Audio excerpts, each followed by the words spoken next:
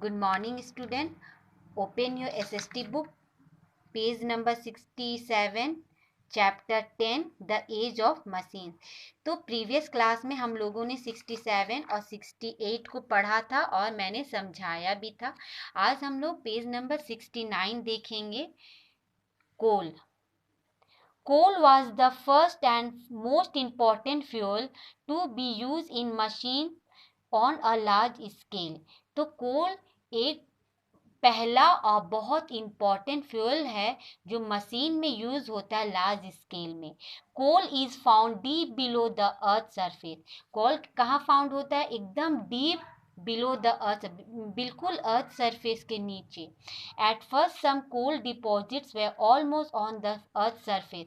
और पहले क्या था, ये बहुत अपर सरफेस में ही मिल जाता था, मगर जैसे ही इसका डिमांड बढ़ते जा रहा है तो ये डीपर ही डीपर चले जा रही है और गहरे में चले जा रहा है। At first some coal deposits were almost on the earth's surface. Within their increasing demand, the coal mines become deeper and deeper. जैसे ही डिमांड बढ़ रहा है ये और डीपर चले जा रहा है। Some coal mines today are 3 to 4 kilometers deep. कुछ कोल माइंस है जो आज के डेट में वो 3 to 4 किलोमीटर डीप में पाए जाते। In the beginning coal was use in a big way. Starting में क्या होता था, कोल बहुत बड़े पैमाने में यूज होता था। However as the deposit of coal are limited and will be exhausted in near future. और अब क्या हो गया, और ये लिमिटेड हो गया और ये बहुत जल्दी एग्जॉस्टेड भी मतलब खत्म भी होने जा रहा है। ठीक है। Man started searching for other source of energy. तो क्या कर रहा, ह्यूमन बीइंग भी है, नए नए तरीका सर्च में लगे हुए हैं अदर सोर्स ऑफ एनर्जी के लिए। ठीक है। मिनरल ऑयल और petroleum the next source of energy. पहला सोर्स हम लोग देखे कोल, दूसरा है petroleum. The next source of energy to be use was mineral oil और petroleum. It was discovered in America in 1857। तो नेक्स्ट जो सोर्स है वो क्या है, source of energy? Mineral oil या और पेट्रोलियम। तो ये डिस्कवर कहाँ हुआ था? अमेरिका में इन 1857। Petroleum is also found below the earth surface. तो ये भी एकदम बिलो द अर्थ सरफेस में मिलता है। It is drilled and then refined in the oil refineries. तो ये क्या होता है, एकदम ड्रिलर से ड्रिल करके इसको निकाला जाता है, उसके बाद इसको रिफाइन किया जाता है रिफाइनरीज में। ठीक है। We get fuel such as gasoline, kerosene and diesel by refining petroleum. ये जो गैसोलीन, केरोसिन और ये जो डीजल है ये कैसे मिलता है हमें? जब हम लोग पेट्रोलियम को रिफाइन करते हैं तो हम लोग को ये सब मिलता है।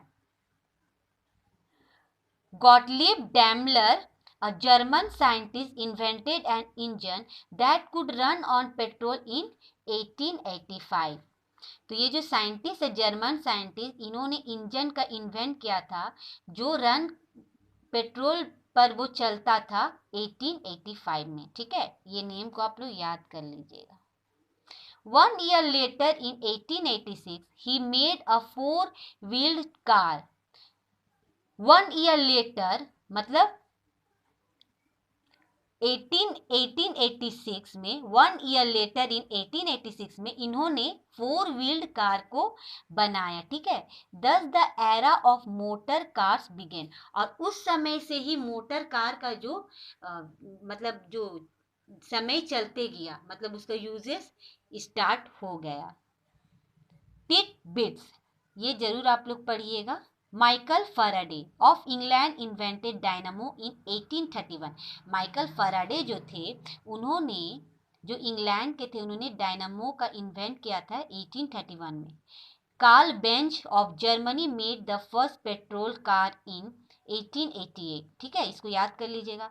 James Watt started his career as an instrument maker. और इन्होंने, जेम्स वाट जो है, इन्होंने अपना करियर स्टार्ट किया इंस्ट्रूमेंट मेकर, मतलब इंस्ट्रूमेंट को बनाने, डिजाइन करने में।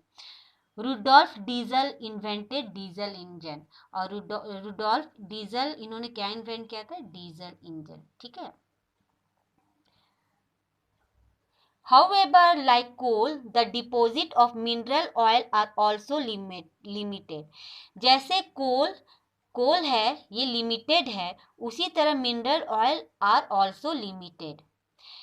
It is consumed in such large quantity that it will become scarce within less than 150 year. और ये सब जो सोर्सेस ऑफ एनर्जी है इतना यूज हो रहा है ना कि ये मतलब ये 150 ईयर्स के पहले ही हो सके तो खत्म हो जाएगा, कम पड़ जाएगा. ठीक है. Fortunately human has already discover an alternative sources of energy. ठीक है. जैसे कोल है ये भी कभी ना कभी खत्म होगा, पेट्रोलियम भी खत्म होगा, तो क्या ऐसे ही ह्यूमन बीइंग बैठे रहेंगे? नहीं ना. तो एक ये लोग नया और ये लोग नया चीज का इन्वेंशन किया, वो क्या है? Alternative source of energy, that is electricity. Electricity in modern times, electricity is the most important source of energy. Modern समय में आज के डेट में इलेक्ट्रिसिटी बहुत ही important source है. Electricity is produced either by burning fuel like coal, mineral oil or natural as in thermal power station. तो electricity है ये कैसे प्रोड्यूस होता है? Either by burning fuel like coal, mineral oil या natural as in thermal power station. ठीक है. और from running water as in hydro power station. यहाँ पे हाइड्रेल लिखा है ना, मगर हाइड्रो भी होता है. हाइड्रेल मगर हम लोग इसी को पढ़ते हैं, हाइड्रेल पावर स्टेशन. ओके. देखिए यहाँ पे हाइड्रो लिखिएगा आप लोग. ठीक है. यहाँ पे हाइड्रो लिखा हुआ है, यहाँ गलती से हाइड्रेल लिखा हुआ है, ये हाइड्रो होगा. ठीक है. हाइड्रो यहाँ अच्छा से लिखिएगा, करेक्शन कर लीजिएगा इसको. ठीक है. हाइड्रो होगा.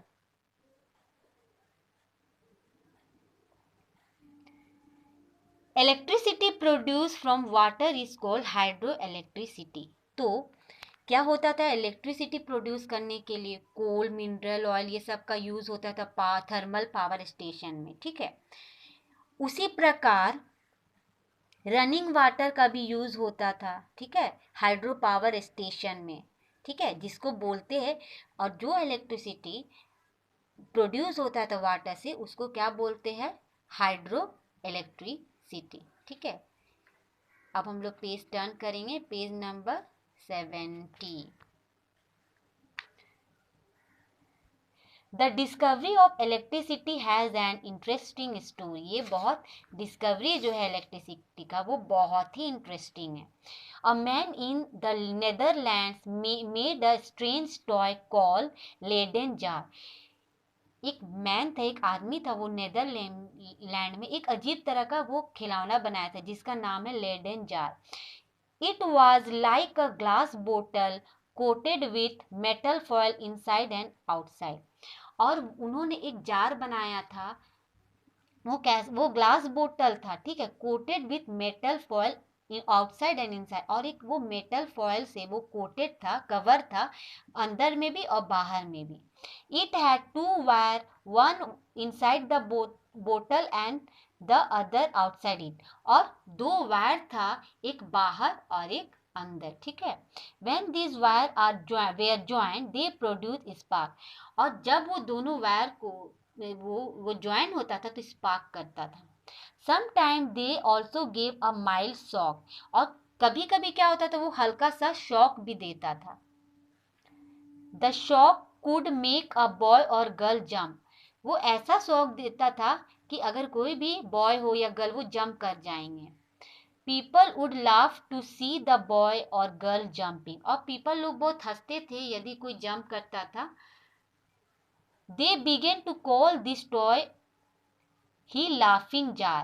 ठीक है. और उसका नाम दिए laughing jar. ठीक है. Benjamin Franklin, an American scientist, always heard about the unique jar. और वो जो बेंजामिन फ्रैंकलिन थे वो हमेशा एक अमेरिकन साइंटिस्ट थे, वो एक यूनिक जार के बारे में सुने थे. He concluded that the sparks produce in the jar and the lightning in the sky were similar. और वो क्या कंक्लूड, वो क्या मतलब उनका तय, वो क्या कि वो ऐसे सोचे, वो मतलब वो अपना दिमाग लगाते थे, वो सोचे कि जो बिजली जो कड़कता है, जो लाइटनिंग जो होता है स्काई में, और स्पार्क जो प्रोड्यूस हुआ जार में, दोनों वायर जब ज्वाइंट हुआ तो वो दोनों सेम है, सिमिलर है, ठीक है, सिमिलर है, एक दूसरे से मिलता जुलता है, सिमिलर है, ठीक है। He wanted to prove it through an experiment, और वो इस चीज को प्रूव करना चाहते थे एक एक्सपेरिमेंट के द्वारा, तो हम लोग देखेंगे। One day he tied a silk thread to a kite and flew it high up in the sky. एक दिन वो क्या किए, he tied a silk thread, वो क्या किए, एक काइट लिए, पतंग लिए, और उसमें एक सिल्क थ्रेड टाई कर दिए और उसको अप इन द स्काई में उसको फ्लाई कर दिए। To one end of the thread he had tied a metal key, और one end of the thread, एक थ्रेड का एक एंड में उन्होंने क्या टाई कर दिया, एक मेटल की को टाई कर दिया। The moment the lightning flashed in the sky he touch the metal की, और जैसे ही लाइटनिंग फ्लैश हुआ, लाइटनिंग हुआ स्काई में, उन्होंने क्या किया, टच किया, मेटल की को उन्होंने टच किया, तो क्या हुआ, ही रिसीव अ स्ट्रॉन्ग शॉक, तो उनको क्या लगा, बहुत ही जोर का शॉक लगा, करंट मारा, ठीक है।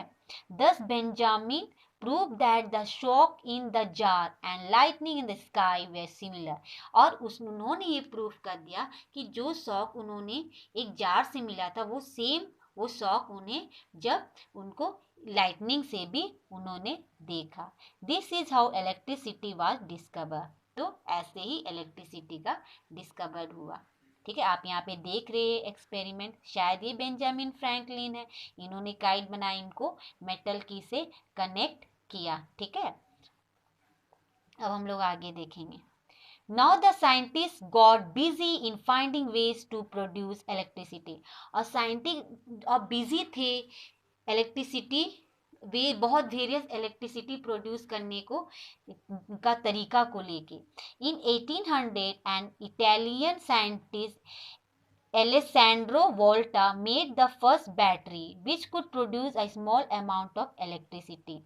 जो एलेसैंड्रो वोल्टा करके जो साइंटिस्ट थे, उन्होंने पहला बैटरी बनाया, ठीक है, जो कि small amount of electricity produce करता था। But these generators to need petrol और diesel to produce electricity, but ये जो जनरेटर्स थे वो पेट्रोल और डीजल का चाहते थे ताकि इलेक्ट्रिसिटी प्रोड्यूस हो सके, ठीक है। जो जनरेटर्स जो थे उसको पेट्रोल और डीजल चाहिए इलेक्ट्रिसिटी प्रोड्यूस करने के लिए। So human efforts to produce electricity from other sources are still going on, और अल्टरनेटिव सोर्स ऑफ एनर्जी का ये लोग और खोजने लगे कि कैसे और तरीका से इलेक्ट्रिसिटी को प्रोड्यूस किया जाए, और लोग अपना एफर्ट लगाने लगे। Alternative source of energy, coal, petroleum and natural gas have limited deposit, coal, petroleum और नेचुरल गैस का एक लिमिटेड डिपॉजिट होता है। Moreover they are non renewable, so the scientist are trying other sources which could be potential sources of energy. They have already identified some such sources like the sun, wind, water, tide and earth. These sources of energy are everlasting, also they does not cause any pollution, ठीक है। यहाँ पे देखिएगा, कोल, petroleum and natural gas क्या है, ये limited है, ये लिमिटेड है, ठीक है, ये कभी भी खत्म हो सकता है, ठीक है, ये नॉन रिन्यूएबल है। Scientist are trying other sources, और साइंटिस्ट लोग बहुत अदर सोर्सेज ट्राई कर रहा है, ठीक है, और लोग आइडेंटिफाई क्या किए, sun, wind, water, tide and earth, this sources of energy, और ये जो सोर्स थे वो एवर लास्टिंग है और ये कभी पोल्यूशन कॉज नहीं करते हैं। हम लोग ये टिट बिट्स भी देखेंगे। Photo electric cell turn sunlight into electricity, photo electric cell जो है वो टर्न करते सनलाइट को इलेक्ट्रिसिटी में। This cell cells were invented in Germany in 1890। इसको याद कर लीजिएगा। Electricity generated from this cell can be use to power homes and satellite in space. ठीक है, इसको देख लीजिएगा। तो आज हम लोग का ये लेसन भी कंप्लीट हो गया है, chapter 10 age the age of machines. ठीक है, आज मैंने यहाँ तक आप लोग को पढ़ा भी दिया, समझा भी दिया। होप आप लोग समझ गए होंगे। और चैप्टर को 2 से 3 बार जरूर पढ़िएगा। ठीक है, जरूर आप लोग रीड कीजिएगा। ठीक है, और मैंने समझा दिया आप लोग को। और जो भी हार्ड वर्ड्स है आप लोग उसको याद कर लीजिएगा। साइंटिस्ट के नेम है, डेट्स है, इन्वेंशन है, ये सब जरूर से जरूर आप लोग याद कीजिएगा। ठीक है, ओके, थैंक यू।